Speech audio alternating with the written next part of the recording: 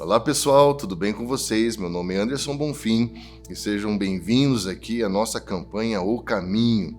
Estamos lendo diariamente, capítulo por capítulo dos Evangelhos, para que possamos experimentar, ter uma experiência de imersão na vida, na obra e nos ensinamentos de Jesus. Nós estamos agora em Lucas capítulo 15 e é um capítulo sensacional com alguns ensinos profundos de Jesus para a minha vida e para a sua vida. Só que, como nós sempre falamos, é muito interessante você perceber a continuidade da história, perceber que os capítulos não são isolados entre si.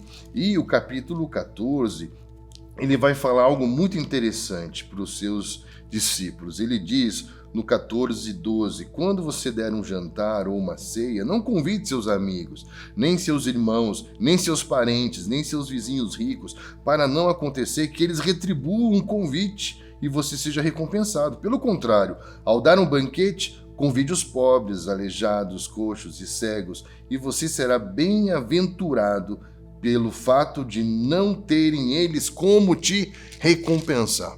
Então, que mérito há em convidarmos para jantar aqueles que podem nos retribuir com uma janta? Então Jesus está falando aqui sobre a forma como ele se relaciona com as pessoas que não têm como retribuir a sua bondade, a sua graça. E olha que interessante, esse capítulo aqui é o que muitos chamam de um capítulo dos achados e perdidos dos evangelhos, porque ele vai falar da ovelha perdida, da dracma perdida, do filho perdido.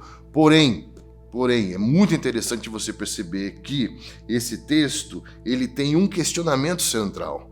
O questionamento central é por que ele recebe e come com eles? Jesus recebe pecadores e come com eles. Os escribas murmuravam dizendo, ele recebe pecadores e come com eles. Essa é a grande questão.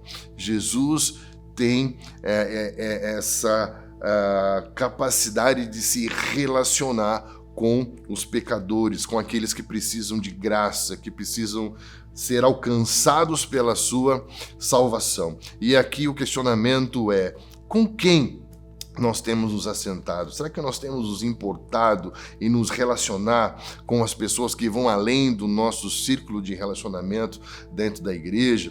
Olha que interessante, esse texto ele fala de um pastor que tinha 100 ovelhas e deixou as 100 guardadas para buscar a que se havia perdido. Não é a parábola sobre a ovelha perdida, é a parábola sobre o pastor que vai buscar a ovelha perdida. Olha que interessante, não é o homem que é o foco, mas é a graça de Deus em busca do homem que é o foco. Isso é muito legal. E ele vai dizer aqui que haverá alegria no céu por um pecador que se arrepende, do que por 99 justos que não necessitam de arrependimento. A importância de celebrarmos juntos uma mesa que deve ser servida não só aos nossos amigos, não só aqueles que amamos, não só aqueles que podem retribuir a nossa generosidade, mas estender a mesa à cidade, estender a mesa aos amigos de universidade, de trabalho, aos vizinhos, para que essa graça possa alcançar o máximo de pessoas nesse tempo que nós estamos vivendo.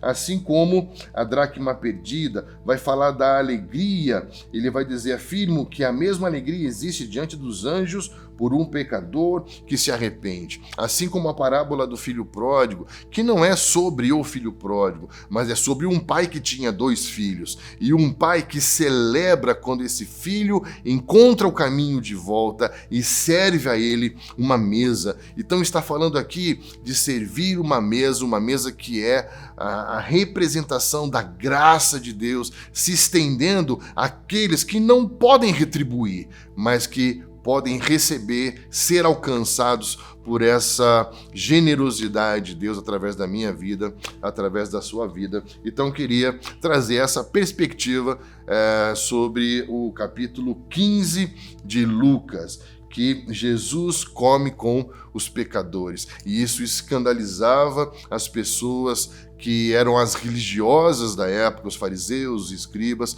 E você, com quem você tem recebido na sua casa? Com quem você tem sentado à mesa? Será que nós não devemos também ampliar as nossas relações, dilatar o nosso coração e estender os nossos braços para que possamos alcançar o máximo de pessoas? Por quê? Porque há alegria nos céus quando uma ovelha perdida é salva, é resgatada. Há alegria nos céus quando aquele que estava morto revive. Há alegria nos céus quando na terra nós continuamos tendo a mesma atitude de Jesus, de nos assentar com aqueles que precisam e não aqueles que já estão bem, que não precisam de médico. Então, que Deus desperte teu coração para isso, te dê um novo olhar, para que nós possamos dar um passo em direção à nossa cidade, aos nossos amigos e às pessoas que estão próximas de nós. Deus abençoe e até a próxima.